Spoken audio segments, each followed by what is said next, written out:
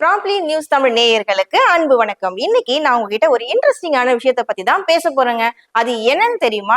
நம்ம ஏகேயோட விஷயம் தான். ஏகேனா யாரு நம்ம இப்ப எல்லாருக்குமே தெரியும் தானே. அஜித் குமாரை பத்தி தான் பேச போறேங்க. அவர் நடிச்சிருக்க விடாமுயற்சி படம் வந்து பிப்ரவரி 6ஆம் தேதி ரிலீஸ் பண்ண போறாங்க. ஆக்சுவலா பாத்தீங்கன்னா இந்த படம் ஜனவரி 10th அப்பதான் ரிலீஸ் பண்ற மாதிரி இருந்தது. பொங்கல் நெருக்கத்துல மக்களுக்கு, அதாவது ரசிகர்களுக்கு ஒரு ஸ்வீட்டான இனிப்பான விஷயமா இருக்கும்னு தான் எல்லாருமே எதிர்பார்த்துட்டு இருந்தாங்க. ஆனா அந்த சமயத்துல தவிர்க்க முடியாத ஒரு சில காரணங்களால அந்த படம் ரிலீஸ் பண்ண முடியாம போயிடுச்சு. அதனால இப்போ 1 மந்த் டிலே பண்ணி இந்த மந்த் பிப்ரவரி 6ஆம் தேதி அந்த படத்தை ரிலீஸ் பண்ண போறாங்க. இது ரசிகர்கள் மத்தியில பெரும் வரவேற்பை எதிர்பார்த்துட்டே இருக்காங்க. அது மட்டும் இல்லாம பாத்தீங்கன்னா இந்த படத்தை வந்து மகிழ் திருமேனி தான் டைரக்ட் பண்ணியிருக்காரு. அது நம்ம எல்லாருக்குமே தெரியும் தானே. அதுக்கப்புறம் அனிருத் மியூசிக் போட்டிருக்காங்க. லைகா ப்ரொடக்ஷன் இந்த படத்தை ப்ரொடியூஸ் பண்ணியிருக்காங்க. இந்த படத்துல அஜித் குமார் கூட அர்ஜுன், த்ரிஷா, ரெஜினா, அதுக்கப்புறம் ஆரோ இவங்க எல்லாமே முக்கிய கதாபாத்திரத்துல நடிச்சிருக்காங்க. இந்த படம் மிக பிரம்மாண்டமாகவும் பரபரப்பு த்ரில்லிங்கோட நிறைஞ்ச காட்சிகளாகவும் இருக்கு. அதுலயும் பாத்தீங்கன்னா ஃபைட் சீக்வன்ஸ்ல செம பிரம்மாண்டமா எடுத்திருக்காரா மகிழ் திருமேனி. ரொம்ப எதிர்பார்ப்போட ரசிகர்கள் எல்லாம் காத்துக்கிட்டு இருக்காங்க இந்த படத்துக்காக. இதுல இன்னொரு முக்கியமான விஷயம் என்னன்னு பாத்தீங்கன்னா இந்த படத்துக்காக முதல் முறையாக 100 கோடி தாண்டி சம்பளம் வாங்கியிருக்காரா நம்ம ஏகே. அதிகப்படியா சேலரி வாங்கியிருக்காருன்னு இந்த படத்துலதான் ரொம்ப பெருசா பேசிட்டு இருக்காங்க.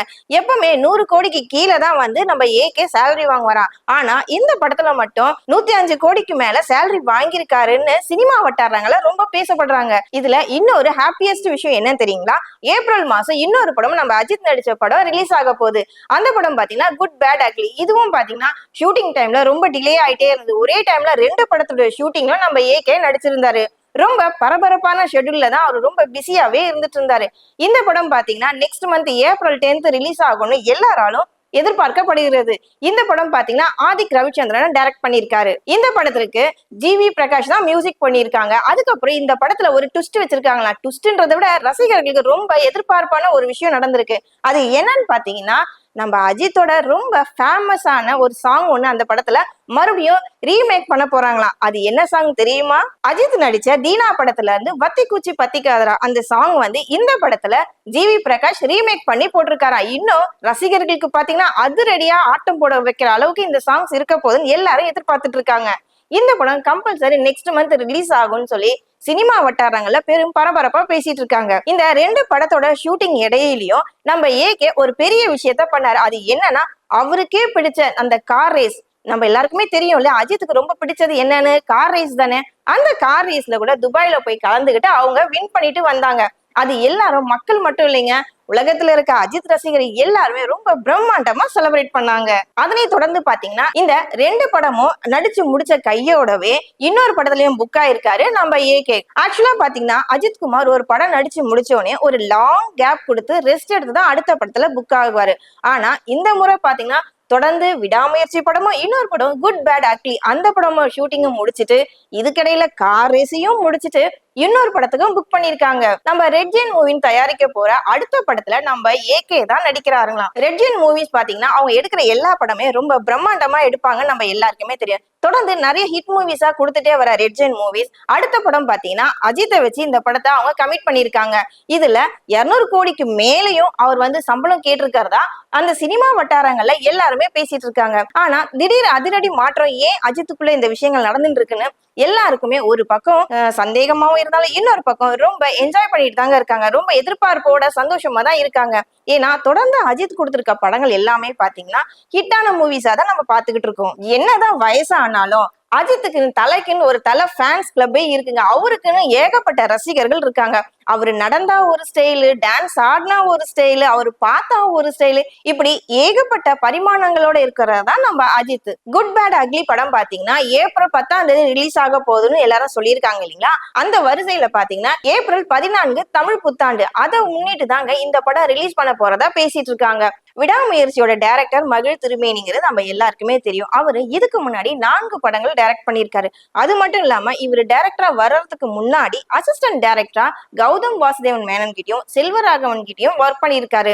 இவர் வந்து நிறைய படங்கள்ல அசிஸ்டன்ட் டைரக்டா ஒர்க் பண்ணி இருந்தாலும் இவருக்கான படங்கள்னு வந்து பாத்தீங்கன்னா மீகா மேன் இந்த மாதிரி படம் நம்ம நிறைய படம் அவரது டைரக்ஷன்ல பார்த்திருக்கோம். அதுல இந்த விடாமுயற்சி வந்து பெரும் பரபரப்பா எதிர்பார்த்துட்டு இருக்காங்க. ஏன்னா அஜித்தை வச்சு இப்ப இவ விடாமுயற்சி படம் எடுத்திருக்கல, ரொம்ப நாளா எதிர்பார்த்துட்டு இருந்த படம்னு நம்ம எல்லாருக்குமே தெரியும். கிட்டத்தட்ட 1 இயருக்கு மேல இந்த படத்தோட ஷூட்டிங் நடந்துகிட்டே தான் இருந்தது.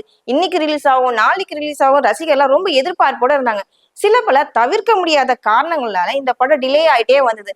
ஆனா ஃபைனலா இப்ப இந்த படம் பாத்தீங்கன்னா February 6ஆம் தேதி ரிலீஸ் ஆக போகுது. இது அஜித் ரசிகர்களுக்கு மட்டும் இல்லைங்க, மத்த நடிகர்களோட ரசிகர்களுக்கும் இது பெரிய விருந்தாதான் அமைய போகுதுங்க. இதுக்கிடையில பாத்தீங்கன்னா நம்ம தல அஜித் என்ன பண்ணாரு எல்லாருக்கும் தெரியும் இல்லைங்களா? துபாயில நடந்த கார் ரேஸ்ல அஜித் கலந்துகிட்டாருன்னு ஆல்ரெடி நான் உங்ககிட்ட சொல்லியிருக்கேன். அதுல இன்னொரு சுவாரஸ்யமான விஷயமும் நடந்திருந்தது. என்ன தெரியுங்களா?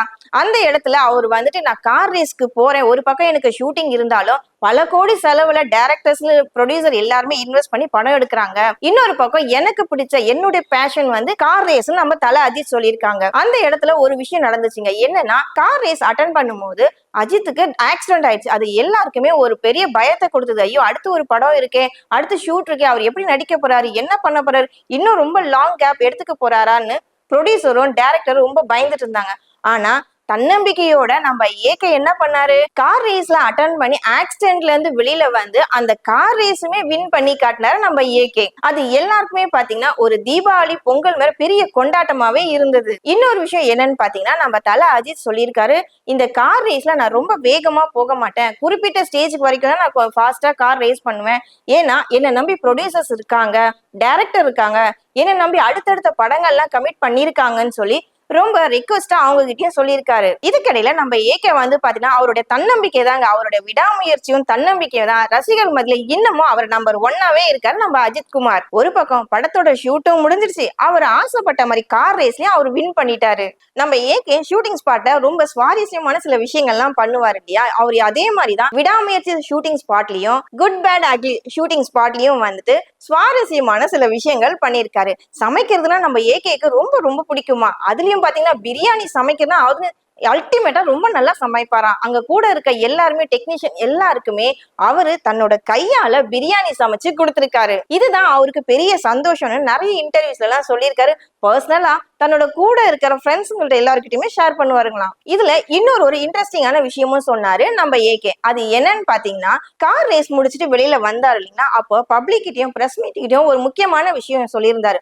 அது என்னன்னா அஜித் வாழ்க விஜய் வாழ்க எல்லாம் சொல்லிட்டு தானே இருக்கீங்க, நீங்க எப்ப வாழ போறீங்கன்ட்டு ஒரு சரியான விஷயத்த நம்ம அஜித் சொல்லியிருக்காரு. அவர் சொல்றது கரெக்ட் தானே?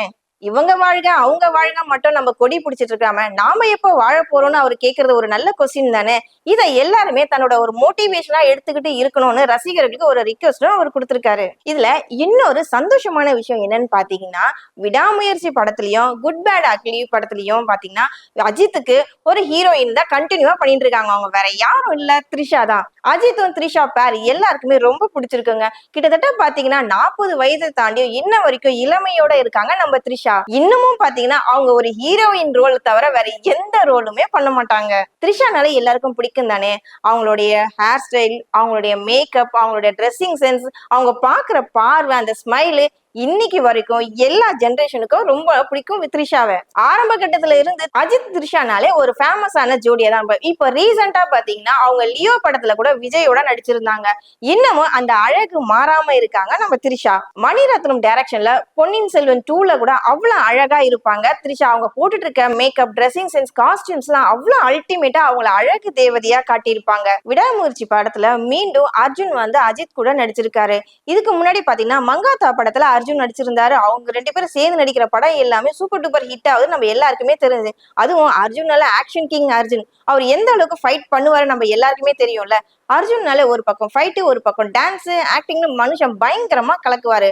அதனை தொடர்ந்துதான் பாத்தீங்கன்னா இப்ப வந்திருக்க விடாமுயற்சி படத்துலயும் அர்ஜுன் என்ன மாதிரி கேரக்டர் நடிச்சிருக்காரு, என்ன மாதிரி ஆக்ஷன் எல்லாம் காட்டியிருக்காருன்னு அடுத்து ரிலீஸ் ஆன பிறகுதான் நம்ம இதெல்லாம் பார்க்க போறோம். விடாமுயற்சி படத்துல பிக் பாஸ் ஆரவ் நடிச்சிருக்காரு. ஆரோவுக்கு இது ஒரு கம்பேக்கா இருக்கும்னு பெருசா எதிர்பார்த்துட்டே இருக்காங்க. ஏன்னா இதுக்கு முன்னாடி அவர் நடிச்ச படங்கள்லாம் அந்த அளவுக்கு பேசும்படியா இல்ல. ஆனா விடாமுயற்சி படத்துல அவருக்குன்னு ஒரு குறிப்பிட்ட ரோல் கொடுத்திருக்காங்களாம். குட் பேட் அக்லி படத்துல பாத்தீங்கன்னா ஆதிக் ரவிச்சந்திரன் டைரக்ட் பண்றாரு. நம்ம ஆல்ரெடி நாங்க சொல்லியிருக்கோம். இந்த படத்துல ஹீரோயின் பாத்தீங்கன்னா த்ரிஷா.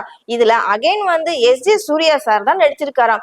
எஸ்.ஜே. சூர்யா வந்து பாத்தீங்கன்னா ரீசெண்ட் டைம்ல அவர் நடிக்கிற எல்லா படங்களையும் பாத்தீங்கன்னா டிஃப்ரெண்டான ஒரு ரோல் எடுத்து நடிச்சிட்டு இருக்காரு.